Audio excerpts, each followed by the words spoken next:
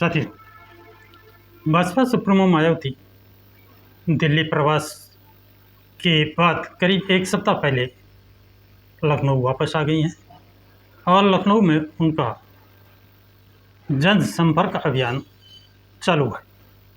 Party की गतिविधियां और पार्टी नेताओं से परामर्श कर रही हैं और 24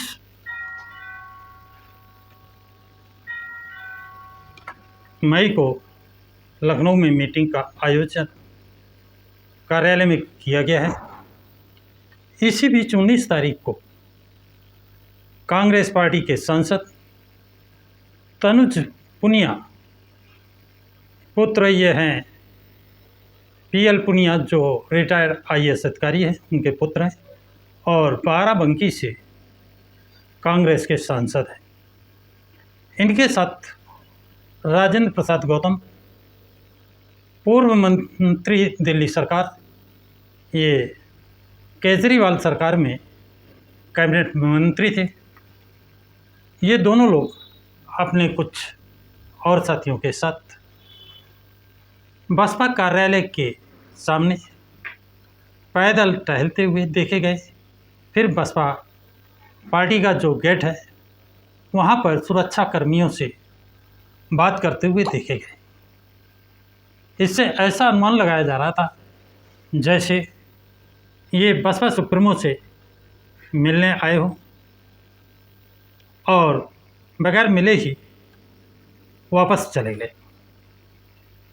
लोगों का अलग अलग अनुमान है। कुछ लोगों का कहना है कि उन्होंने मिलने का प्रयास किया, अनुमति नहीं मिली, मिल नहीं पाए। कुछ लोगों का कहना है कि उन्होंने कोई प्रयास नहीं किया, वो तो सिर्फ एक दिखावा करने आए थे और फोटो खिंचवाए और चलते बने।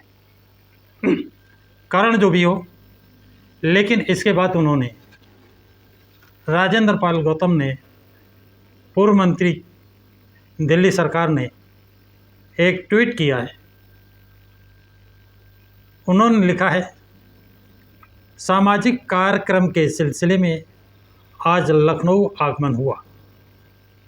इस दौरान अपने साथी अनुज पुनिया, सांसद बाराबंकी एवं कुछ साथियों के साथ आदरणीय बहन जी का कुशल क्षेम जानने हेतु उनके आवास पर जाकर मुलाकात का प्रयास किया, किंतु अभी समय नहीं मिला है। उनसे मिलने हेतु समय का अनुरोध किया गया है। आशा है कि शीघ्र ही मुलाकात का अवसर प्राप्त होगा तथा बहन जी का कुशल क्षेम आप सभी साथियों तक पहुंचाऊंगा। आदरणीय बहन जी के शासनकाल में उनकी उत्कृष्ट प्रशासनिक क्षमता और निर्णायक नेतृत्व को सभी वर्गों ने सराहा एवं स्वीकार किया है।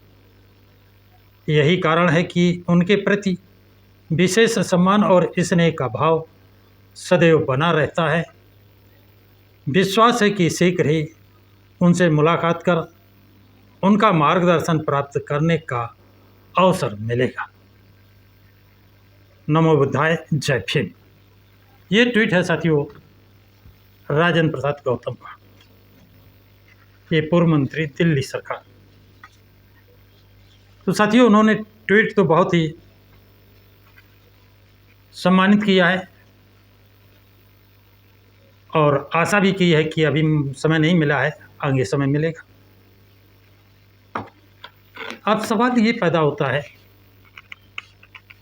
कि मंत्री जी और सांसद जी यदि बसपा सुप्रीमो मायावती से मिलने आए थे, मिलना था तो उनको पहले ही टाइम लेकर आना चाहिए था, जैसा नियम है। डीएम के यहाँ, कमिश्नर के यहाँ, पुलिस डीआईजी के यहाँ लोग मिलने जाते हैं तो पहले से टाइम लेते हैं। इसी तरह पार्टी नेताओं के पास मुख्यमंत्री, प्रधानमंत्री और मंत्रियों से मिलने जब जाते हैं तो पहले से टाइम ले लेते हैं और कुछ लोग अकस्मात पहुँचते हैं और वो प्रयास करते हैं कि मुलाकात हो जाए। तो ऐसा लगता है ये राजेंद्र पाल गौतम और तनुज पुनिया ये लखनऊ घूमने आए थे और बहन जी से विशेष लगाव स्नेह होने के कारण ये मिलना चाहा होगा, इसलिए उनके कार्यालय गए। लेकिन व्यस्तता के कारण बहन जी इनको समय नहीं दे पाई। हो सकता है आगे के लिए कोई समय दे, मुलाकात हो।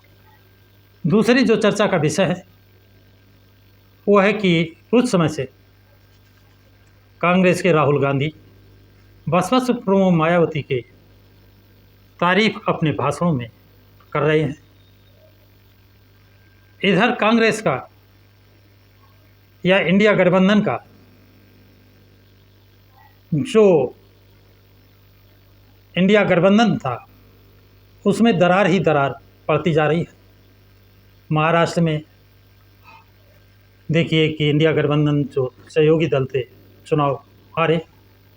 इसके बाद दिल्ली में चुनाव होता है तो अरविंद केजरीवाल और कांग्रेस आमने सामने आती है और अरविंद केजरीवाल का साथ देने समाजवादी पार्टी के अध्यक्ष अखिलेश यादव जाते हैं। परिणाम होता है कि कांग्रेस अलग लड़ती है और अरविंद केजरीवाल चुनाव हार जाते हैं। इतना ही नहीं, जब इंडिया गठबंधन महागठबंधन बनाकर बिहार में चुनाव लड़ा,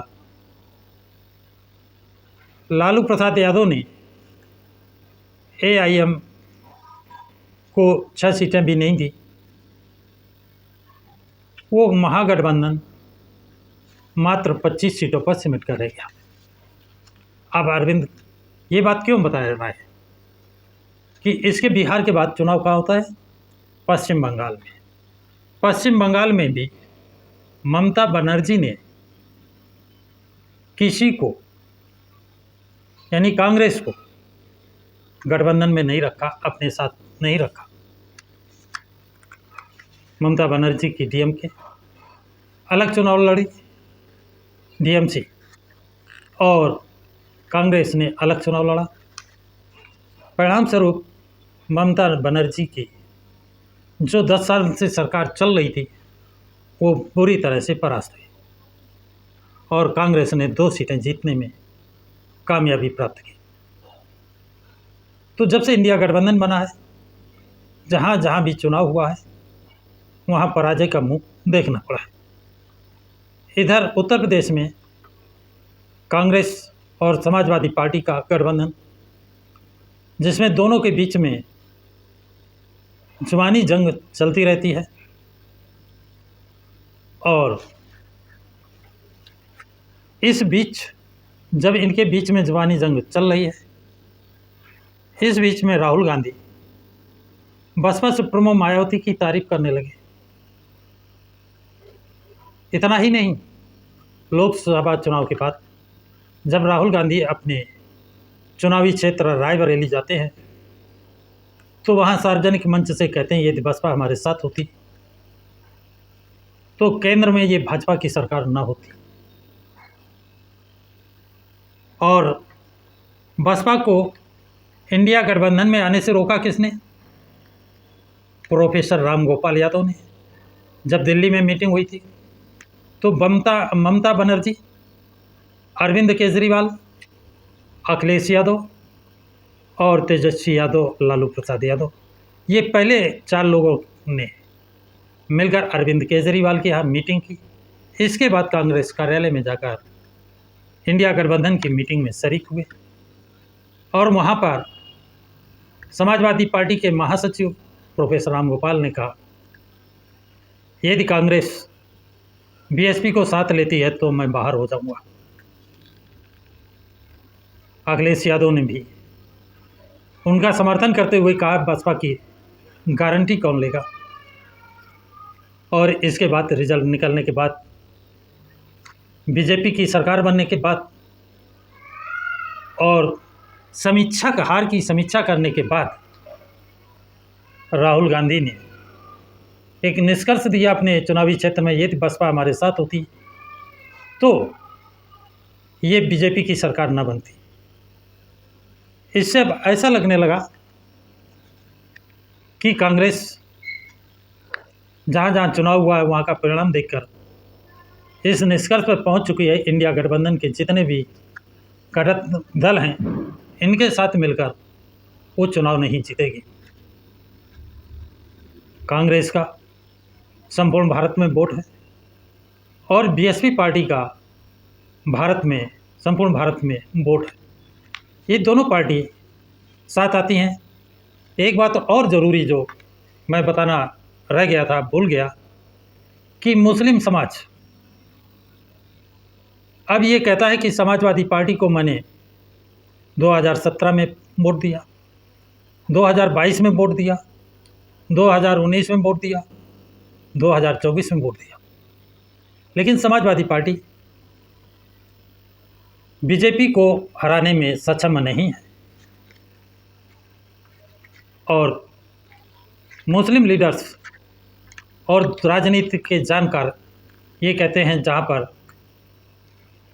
मुस्लिम समाज का उम्मीदवार समाजवादी पार्टी से हो और यादव उम्मीदवार बीजेपी पार्टी से हो तो यादव उम्मीदवार को यादव वोट देते हैं और मुस्लिम कैंडिडेट को हार का मुंह देखना पड़ता है।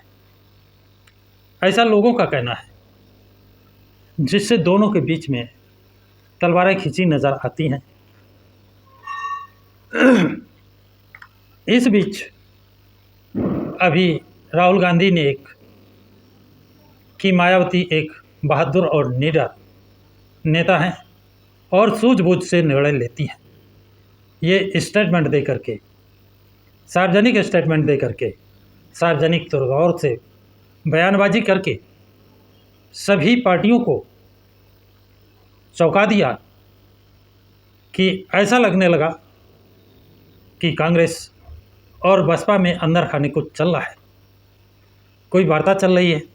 क्योंकि बसपा सुप्रीमो दिल्ली में डेरा डाली थी और दिल्ली से जब लखनऊ आई तो उनका एक सांसद जो अनुसूचित जात का है और राजेंद्र पाल गौतम जो पूर्व मंत्री अनुसूचित जात के हैं, वो दोनों बहन जी से मिलने का प्रयास किया, मुलाकात नहीं हुई। तो लोगों का ये मानना है अंदर खाने कुछ तो चल रहा है, या फिर ये समाजवादी पार्टी और बीजेपी की जानी समझी कोई रणनीति है जिसके कारण इन लोगों को भेजा गया। खैर जो भी हो, इसका पर्दाफाश बहुत जल्दी होगा ऐसा माना जाता है। लेकिन जनता जनार्दन का जो रुझान है कि जब लग दलित और मुस्लिम एक साथ नहीं आएंगे तब लग बीजेपी को हरा पाना नामुमकिन है। और ये तभी संभव है जब दलित मुस्लिम या तो बसपा के साथ आए या बसपा और कांग्रेस का गठबंधन हो। तो अधिकतर लोग यही उम्मीद करते हैं कि बसपा और कांग्रेस का गठबंधन हो जाए तो दलित, मुस्लिम, ब्राह्मण और सर्व समाज के लोग जुड़ जाएंगे। और यदि बसपा अलग लड़ती है तो मुस्लिम समाज यदि बसपा के साथ जाता है तो मोस्ट बैकवर्ड समाज और सर्व समाज, सवर्ण समाज का न्यायप्रिय तबका बसपा के साथ आएगा और 2000 की तरह पूर्ण बहुमत की अकेले दम पर बसपा सरकार बनाने में सक्षम हो जाएगी। एक लोगों का ये खुल्लम खुल्ला कहना है कि यदि मुस्लिम समाज पिछले की तरह समाजवादी पार्टी में जाते हैं तो उत्तर प्रदेश में भाजपा की सरकार तीसरी बार बनने से कोई रोक नहीं सकता है। आप लोगों की क्या राय है? अपनी राय कमेंट बॉक्स में ज़रूर लिखें तथा इस वीडियो को लाइक और शेयर करें। प्रकाश की राज चैनल को सब्सक्राइब करें। सभी साथियों को जय भीम, जय भारत, जय संविधान।